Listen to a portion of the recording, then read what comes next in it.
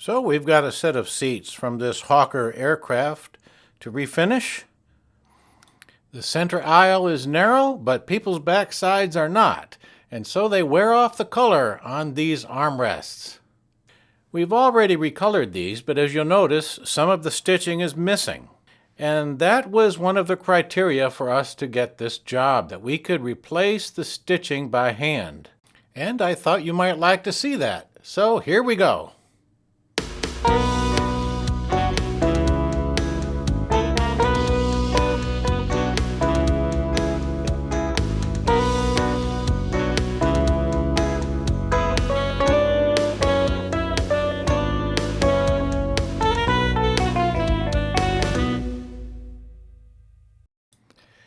I'll be using a sewing machine thread to match the size that's on there already, and that's the closest color I have, so we'll have to use it. I have cheaters and an extra light to help me in my old age. A 3-inch curved needle works really well here. And I'm just twisting the thread around and then putting the tail back through the loop of it to keep it tight. No sense in trying to tie a knot through this at all.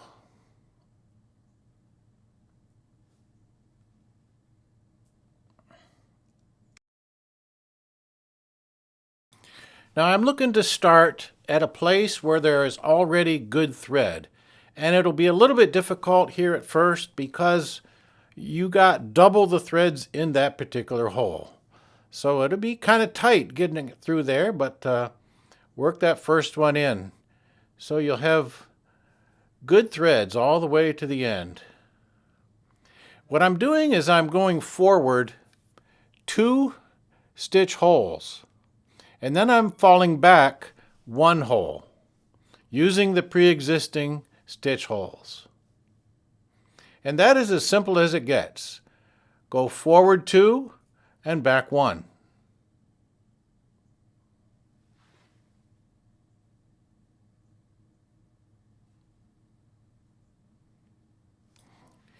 And of course, getting started, we left that little bit of a tail dangle free. We need enough to grab onto when we come back and anchored that end with some adhesive.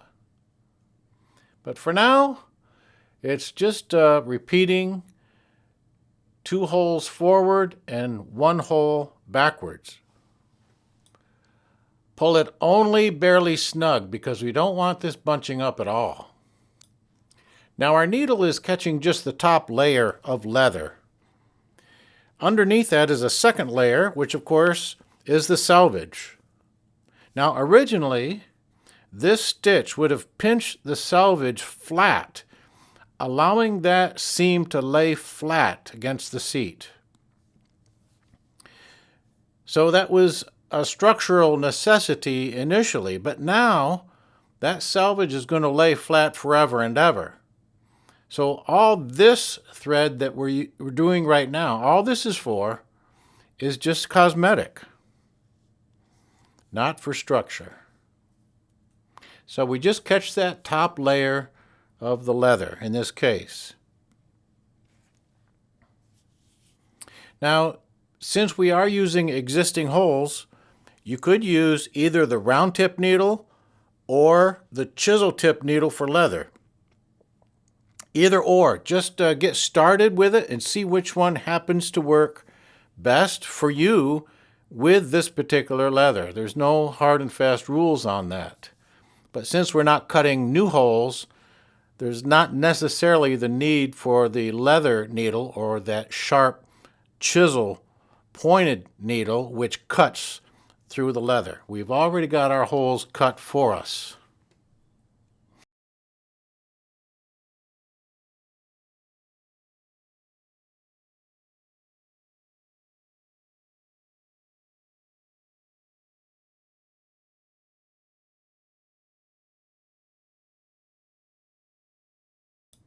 Something that's most helpful to you. Pay attention to how I am holding the needle. No matter how you think you might want to hold it, you will struggle if you do not hold it this way.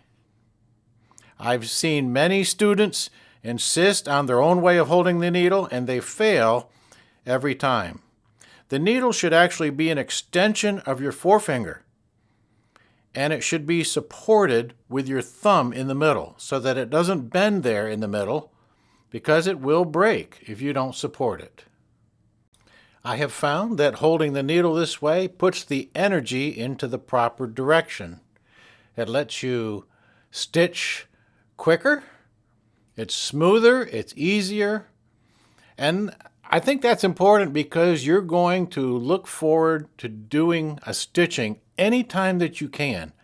And one more thing, notice how my left thumb is holding the leather down, keeping it tight, and that way the needle comes through better. The needle is stretching the leather just a little bit here. As we work along, you'll notice I'm just tapping it back down in place, and it's going to lay down nicely.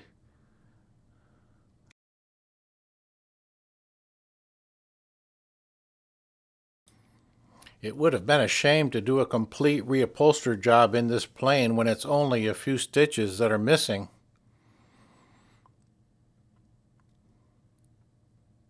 So we have the confidence that we can do that by hand, and that saves the owner a lot of money and speeds up the turnaround also on the refurbishment. And not all the seats required this. I think 3 were in this condition.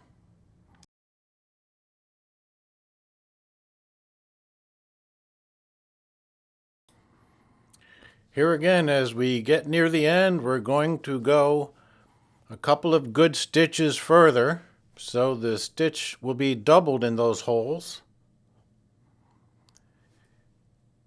It'll be a little tougher getting the needle through there, but it'll make that end nice and tight, and that'll help hold it in place. The other thing I'm going to do to hold it in place is use a drop of the thin super glue here. And this is probably the only place I will use the thin super glue, because the thin glue wicks so terribly into the leather if you're not careful. But in this case, I want to put 1 drop on the thread and let it wick up into the hole in that thread. I'm going to do that on either end.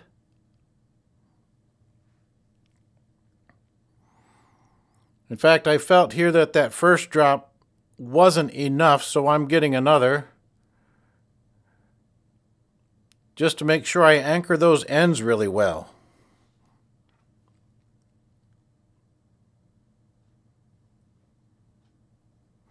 There's going to be no glue exposed on the surface. It'll all absorb with that thread right up into the hole and anchor that down inside.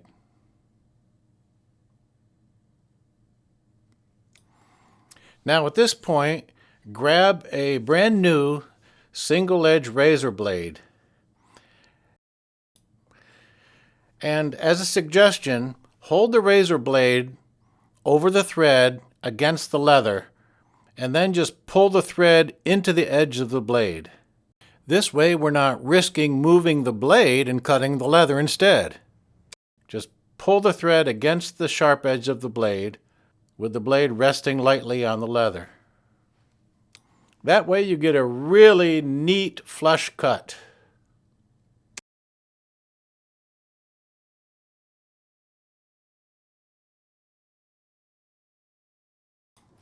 Now I've dipped the probe into some of the color, and I'm just going to lay that on top of that thread. Wipe it a little bit to get it to soak into the thread.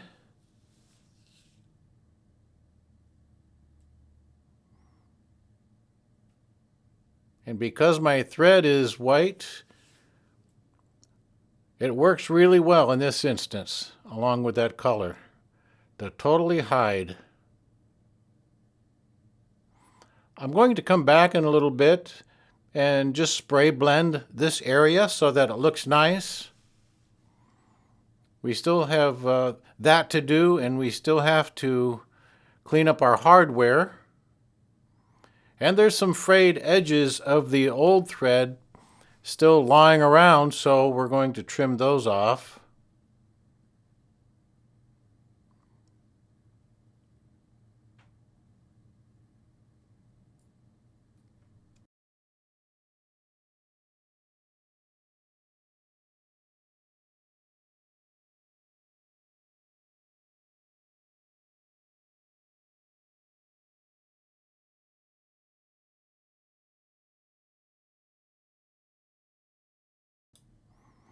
There's also some thread in the center line of that blind stitch.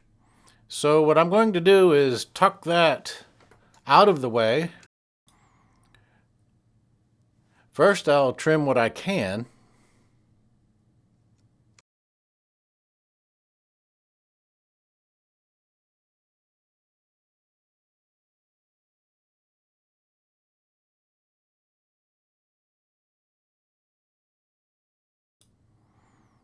Then we'd better get the probe and push all that out of the way. Push that deep into there.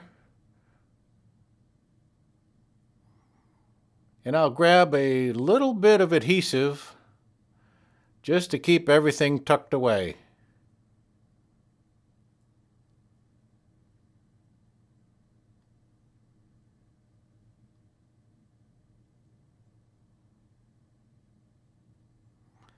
And that is all there is to it.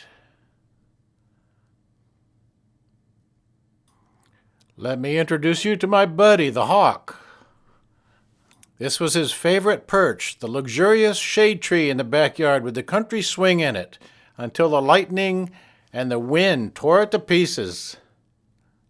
We've got great communication. He comes when I call for him, or sometimes, like if I'm mowing the yard, he'll swoop down and let me know he's there, and then he'll wait in his perch until I come out with a treat.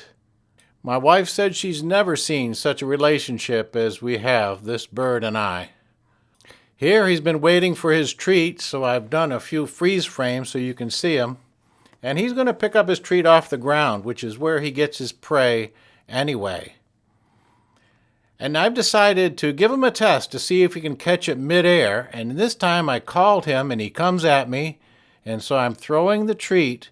And look how he veers for it and just misses it.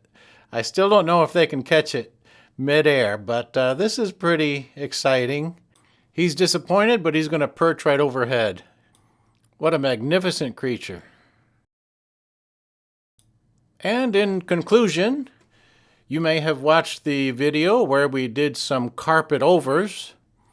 And in the case where you have the original carpet and you have the plastic that's attached to the carpeting, you can separate that plastic using any kind of a pry bar or a flat tool. And in this picture of the same piece, you can see how the plastic is attached to the carpet. There were some heated probes that came through the carpet and melted the plastic. So you can use some construction adhesive in that same area when you put your plastic down onto your new carpet over. Put some weights on top of the plastic while it's curing for about 6 hours, and then you're done. Thanks for watching.